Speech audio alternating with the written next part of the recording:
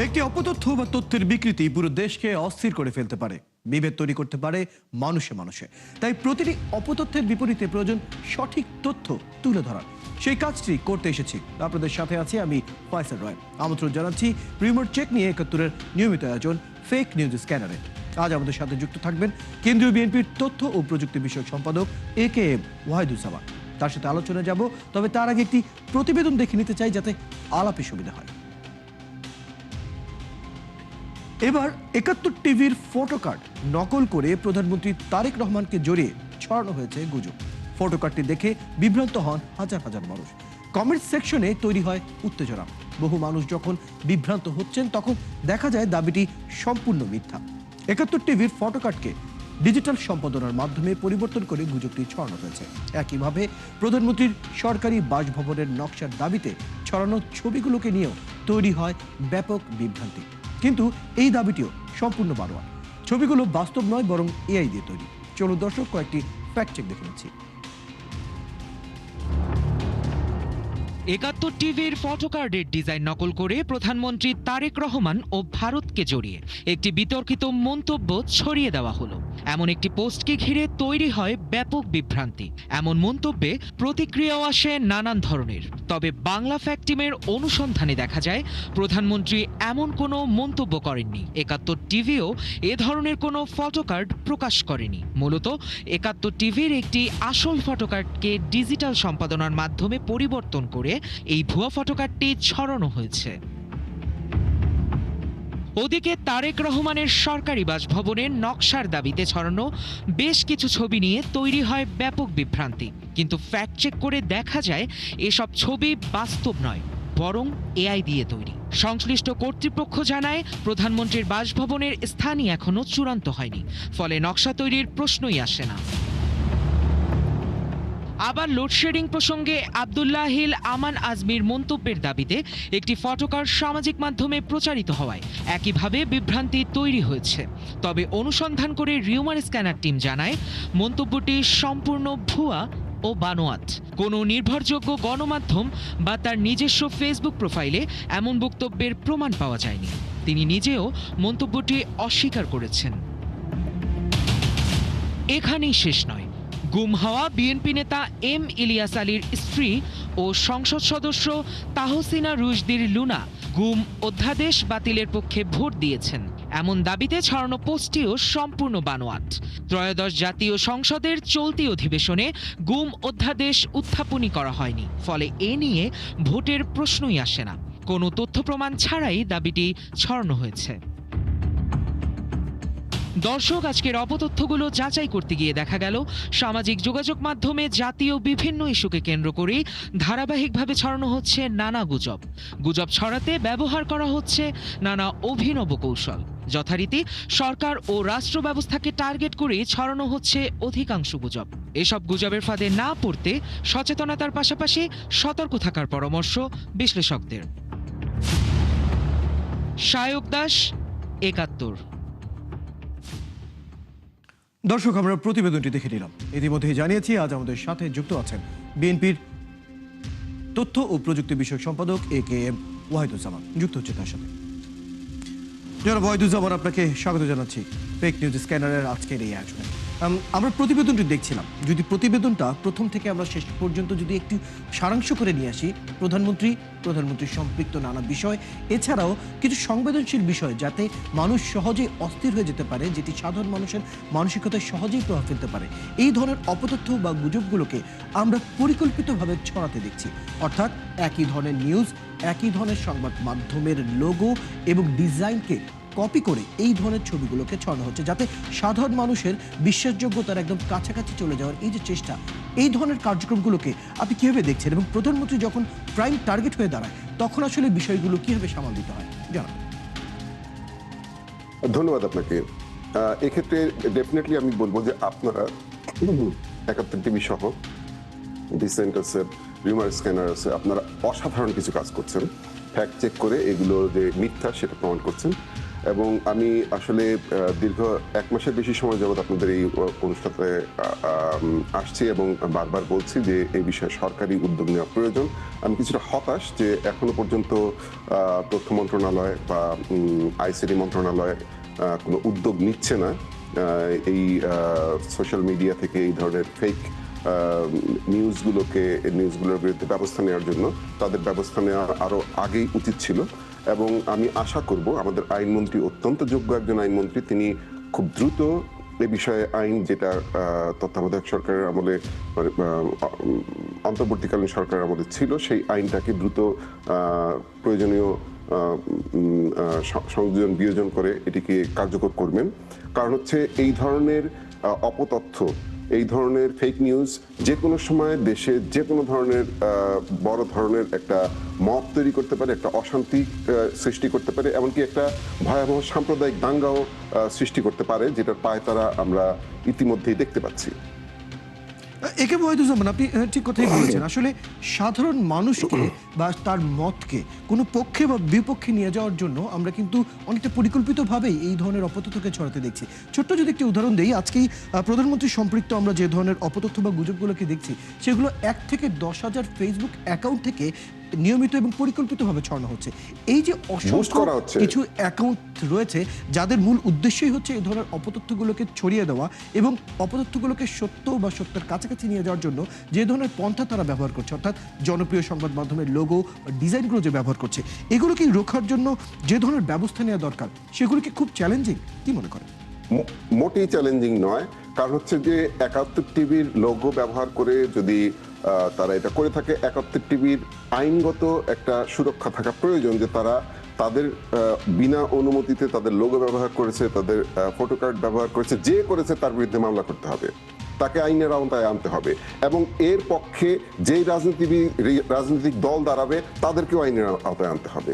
আমরা দেখতে পেয়েছি এই ধরনের ফেক নিউজ ছড়ানোর কারণে আবার বিরোধী দলের যারা রাজনীতিবিদ তারা আবার এটা প্রতিবাদ করেছেন। কেন তোমরা মিথ্যা কথা ছড়াচ্ছ কেন? সংসদের মধ্যে দাঁড়িয়ে মিথ্যা কথা বলছে। সংসদের মধ্যে দাঁড়িয়ে যদি মিথ্যা কথা বলে তাহলে তাদের অনুসারীরা তো এই ধরনের কাজ করবেই।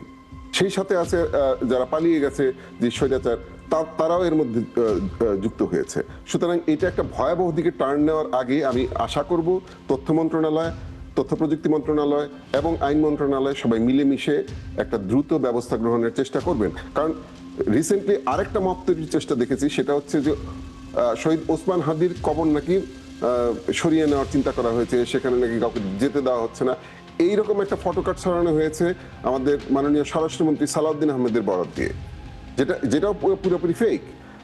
দুর্ভাগ্যজনক বিষয় হচ্ছে প্রধানমন্ত্রীর বাসস্থানের নাম দিয়ে যেই একটা ফেক নিউজ করেছে, এটা একটা বিখ্যাত তথাকথিত বিখ্যাত সংবাদপত্র করেছে এটা, এবং সেটা নিয়ে আবার এক প্যারিস প্রবাসী এক ইউটিউবার সে আবার এটা নিয়ে তার ফেসবুকে পোস্ট করেছে। এই লোক নিজেই পালিয়েছিল নুরুল ইসলাম ভূঁইয়া ছোটনের বাসায়। সে ডিজিএফআই এর ভয়ে, ডিজিএফআই সবচেয়ে বড় অ্যাসেট নুরুল ইসলাম ভূঁইয়া ছোটনের বাসায় পালিয়েছিল। সে এখন বলছে যে তারেক রহমান সাহেব নাকি পালিয়ে যাবেন, আমাদের প্রধানমন্ত্রী মহোদয় নাকি পালিয়ে যাবেন। আর এবারটা তুই নিজেই তো পালিয়েছিলি। এই যে জিনিসগুলো এরা করছে, এর বিরুদ্ধে যে ব্যবস্থা নেওয়া হচ্ছে না, এতে এই অবস্থা আরো দিন দিন খারাপ হচ্ছে। আমি মনে করি খুব দ্রুতই আইন প্রণয়ন করে এদের বিরুদ্ধে আইনগত ব্যবস্থা নেওয়া প্রয়োজন। জনাব ওয়াহিদুজ্জামান, আমি আরেকটি বিষয় এখানে একটু যুক্ত করতে চাই। সাম্প্রতিক আমরা অপতথ্য বা গুজবের যে রীতি দেখছি, সেখানে একটি বিষয় নতুন করে যুক্ত হয়েছে, সেটি হচ্ছে বেশ কিছু, আমি সংস্থা বলবো না দল বলবো ঠিক বুঝতে পারছি না, কিন্তু কিছু নির্দিষ্ট সংঘবদ্ধ একটি দল রয়েছে যারা এইসব অপতথ্য বা গুজব আসলে ছড়ানোর কাজটা করে। অর্থাৎ আমি যদি কোনো গুজব ছড়াতে চাই, আমি একটি নির্দিষ্ট কোনো প্রতিষ্ঠান বা সংঘ রয়েছে যাদের সাথে আমি যদি আলাপটা করি, তারা তাদের নিজস্ব আলাদা ফেসবুক অ্যাকাউন্ট রয়েছে, হাজার হাজার ফলোয়ার রয়েছে, যারা সেখান থেকে সেই অপতথ্যগুলো টাকার বিনিময়ে, অর্থের বিনিময়ে আসলে ছড়িয়ে দিয়ে থাকে। এই ধরনের যারা কাজ করছে, রীতিমতো তারা একটা ব্যবসায়িক জায়গায় নিয়ে যাচ্ছে গুজব ছড়ানোকে, সেটা নিয়ে আপনার মন্তব্য জানতে চাই।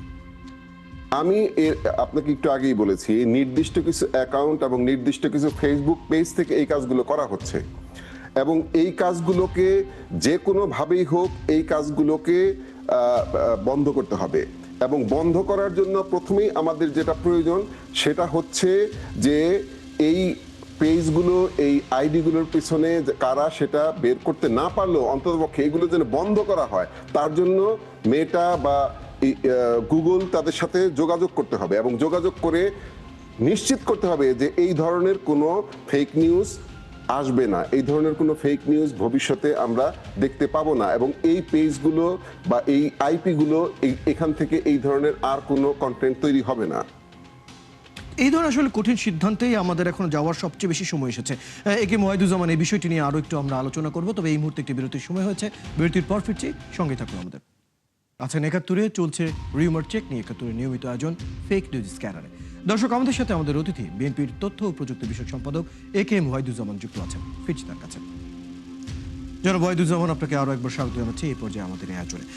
এই পর্যায়ে আমি যে প্রশ্নটি রাখতে চাই, আমরা সাধারণত গুজব এবং অপতথ্য ছড়ানোর সময় যে ধরনের ফেসবুক আইডি বা যে ধরনের সামাজিক যোগাযোগ মাধ্যমে যে ধরনের আইডি বা পেজগুলোকে দেখি, তার মধ্যে একটি বড় অংশ বিভিন্ন রাজনৈতিক দল বা রাজনৈতিক দলের জনপ্রিয় ব্যক্তিদের নাম বা পদবি ব্যবহার করে এই ধরনের তথ্য তারা ছড়াচ্ছে। আসলে এই ধরনের সামাজিক যোগাযোগ মাধ্যমে কোন নামে আইডি খোলা হবে সেই বিষয়টি নিয়ে তেমন কোনো বড় ধরনের নীতিমালা আসলে দেখা যায় না। আমি একটু আপনার পদবীর জায়গা থেকে জানতে চাই যে সেই জায়গা থেকে বিএনপির যে এখন পর্যন্ত কার্যক্রম রয়েছে সেই জায়গা থেকে আপনাদের দলের নামে বা বেনামে যখন বা আপনাদের দলের রাজনৈতিক কোনো ব্যক্তিত্বের নামে যখন কেউ আইডি খুলে কোনো ধরনের তথ্য বা অপতথ্য ছড়াচ্ছে, সেই জায়গা থেকে কোনো ধরনের পদক্ষেপের পরিকল্পনা থাকছে বা রয়েছে কিনা? এই ধরনের ফেক আইডি যখন আমাদের সিনিয়র নেতৃবৃন্দের নামে করা হয়, আমরা চেষ্টা করি সেটা তার অনুমতি নিয়ে আমরা মেটা কর্তৃপক্ষের সাথে যোগাযোগ করে এটাকে বন্ধ করার। অনেক ক্ষেত্রে এটা কাজ করে, অনেক ক্ষেত্রে কাজ করে না। কারণ হচ্ছে যে এটা অ্যাকচুয়ালি মেটা তখন আবার সরকারের পক্ষ থেকে একটা কনফার্মেশন চায়। আনফর্চুনেটলি অনেক সময় সেটা আমাদের পক্ষে করা সম্ভব হয় না। তো আমি এই জন্য আবারও ওই একই কথা বলবো যে এই ধরনের আইডি শনাক্ত হওয়ার সাথে সাথে বা এই ধরনের পেজ শনাক্ত হওয়ার সাথে সাথে সেটাকে যেন রিপোর্ট করা হয় এবং সেটাকে যেন বন্ধ করার ব্যবস্থা করা হয়। পাশাপাশি আমি এটা বলতে চাই ব্যবহারকারীদের উদ্দেশ্যে যে যাদের আইডি দিয়ে এগুলো করা হয়, যাদের নামে আইডি খোলা হয়, দেখবেন যে তাদের কিন্তু অরিজিনাল আইডি রয়েছে, তাদের ভেরিফাইড আইডি রয়েছে, সেগুলো ফলো করলে, সেখান থেকে তথ্যগুলো ফলো করলে ভালো। কিন্তু যেটা বললাম যে মুখরোচক মিথ্যা সংবাদ, সেটা কিন্তু খুব দ্রুত ছড়ায়। কেউ আর দেখার চেষ্টা করে না, যাচাই করার চেষ্টা করে না যে এটা সত্যি নাকি মিথ্যা, এই ঘটনা কি ঘটেছে কি ঘটে নাই। তারা ওই যে মুখরোচক নিউজ পেয়েছে সেটা দিয়ে তারা একটা কি বলে ভাইরাল করে দেয় এই খবরটাকে। এইটাই হচ্ছে সবচেয়ে বিপজ্জনক জায়গা। আপনি বলছিলেন যে যখন কোনো ধরনের এরকম ফেক আইডি বা ফেক পেজ আপনারা যখন পান, তখন সেই মেটার সাথে যোগাযোগ করার একটা চেষ্টা করা হয়। আর সেই জায়গা থেকে আসলে আমি জানতে চাই, এখন এই মুহূর্তে আপনি কি মনে করেন, এই ধরনের যদি পদক্ষেপকে সমাধানের দিকে নিয়ে যেতে হয়, তাহলে সরকারি বা বেসরকারি জায়গা থেকে কি ধরনের আইন, কি ধরনের ব্যবস্থাপনা বা পদক্ষেপ দরকার, একটু ছোট করে পরামর্শ জানতে চাই। প্রথম কথা হচ্ছে বেসরকারি জায়গা থেকে আপনারা যেটা করতেছেন ফ্যান্টাস্টিক, আপনারা এগুলোকে ফ্ল্যাগ করতেছেন, আপনারা এটাকে এক্সপোজ করে দিচ্ছেন। সরকারি জায়গা থেকে প্রথমত বিটিআরসিতে একটা উইং করতে হবে এই ধরনের ফেক নিউজ বা ফেক কন্টেন্ট যারা ছড়ায়, তারা সরাসরি এই মাদার প্ল্যাটফর্মগুলোতে যোগাযোগ করে এগুলোকে ডাউন করাবে এবং এই আইডিগুলোকে পার্মানেন্টলি ডিসেবল করা এবং এই আইপি অ্যাড্রেসগুলোকে ফ্ল্যাগ করার ব্যবস্থা করবে। এটা সবচেয়ে প্রথমে জরুরি। এরপরে হচ্ছে আইন, কার্যকর আইন করতে হবে যে এই ধরনের অনলাইনে যে ফেক নিউজ বা হ্যারাসমেন্ট করার মতো যে নিউজ, এই নিউজ যারা ছড়ায় তাদেরকে সরাসরি আইনের আওতায় আনতে হবে। এখানে কোনো মানবাধিকারের দোহাই দিলে চলবে না। কেউ উদ্দেশ্যমূলকভাবে ফেক নিউজ ছড়িয়েছে, তাকে আইনে সাজা কাটতে হবে। এই বিষয়ে সবাইকে একমত হইতে হবে। এখানে কোনো কিন্তু বা এই সমস্ত কোনো শব্দ এখানে প্রযোজ্য হবে না, এটা করতেই হবে। জনাব ওয়াহিদুজ্জামান, আপনি যে ধরনের পরামর্শ দিয়েছেন এগুলো অনেকগুলোই আমরা দেখছি যে এখনকার সময়ে খুব বেশি কার্যকর। অর্থাৎ আপনি যখন বলছিলেন যে মেটার সাথে আমাদের যোগাযোগ করে বা এই ধরনের সামাজিক যোগাযোগ মাধ্যম যারা রয়েছে তাদের সাথে আসলে যোগাযোগ করে এইখানে একটি পদক্ষেপ নিতে হবে। দীর্ঘ 17 বছর নানাভাবে চেষ্টা করা হয়েছে এই ধরনের সামাজিক যোগাযোগ মাধ্যমের কোনো একটি অফিসিয়াল কর্তৃপক্ষকে আমাদের বাংলাদেশের জন্য নির্ধারিত করে নিয়ে আসার জন্য, কিন্তু সেটা কখনোই আমরা সফল হতে দেখিনি। একই সাথে আরেকটি বিষয় একটু ছোট করে যুক্ত করতে চাই। সাধারণ মানুষ, ধরুন এক জায়গায় একজন মানুষ ঢাকার মধ্যে যিনি রয়েছেন তিনি হয়তো অনেক অপশনই পাচ্ছেন যাচাই করে দেখার মতো, কিন্তু প্রান্তিক যারা রয়েছেন একজন সাধারণ মানুষ বা কম আয়ের মানুষ, তার কাছে একটি নাম বা একটি ছবি কিন্তু অনেকটাই বিশ্বাসযোগ্য হয়ে যায় এবং তিনি সেটা না বুঝে শেয়ার করে ফেলেন। ডিজিটাল লিটারেসির জায়গা থেকে আমরা কি করতে পারি? 1 মিনিট রয়েছে হাতে, একটু ছোট করে জানাবেন। ডিজিটাল লিটারেসির ক্ষেত্রে আমরা যেটা করতে পারি, আপনারা যেটা করছেন এটা তো খুব ফেনোমেনাল একটা কাজ। এর বাইরে আমরা যেটা করি, শিক্ষা প্রতিষ্ঠানে আমরা শিক্ষার্থীদেরকে সচেতন করতে পারি যাতে তারা নিজেরা সচেতন হয় এবং তারা তাদের পরিবারকে সচেতন করে। এটা একটা উদ্যোগ নেওয়া যেতে পারে বলে আমি মনে করি। ধন্যবাদ জনাব AKM ওয়াহিদুজ্জামান, বেশ কিছু তথ্য পরামর্শ আপনার কাছ থেকে আমরা পেলাম। ধন্যবাদ আজ আমাদেরকে সময়টুকু দেওয়ার জন্য। দর্শক, কথা বলছিলাম বিএনপির তথ্য ও প্রযুক্তি বিষয়ক সম্পাদক AKM ওয়াহিদুজ্জামানের সাথে বেশ কিছু ফ্যাক্ট চেকগুলো নিয়ে। দর্শক, আপনারা আছেন ফ্যাক্ট চেক নিয়ে 71-এর নিয়মিত আয়োজন ফেক নিউজ স্ক্যানারে। প্রতিদিন আমরা রিউমার দূর করতে হাজির হব ঠিক একই সময় একইভাবে। আপনারাও আমাদের সাথে যুক্ত হতে পারেন। যে কোনো খবর যদি আপনাকে সংশয়ে ফেলে সেটি একটি স্ক্রিনশট আমাদেরকে মেইল করতে পারেন fns.71tv@gmail.com অথবা ফেসবুকে যোগাযোগ করুন www.facebook.com/fake-news-scanner। আমরা সেই তথ্যের ফ্যাক্ট চেক করে আপনাদের জানাবো।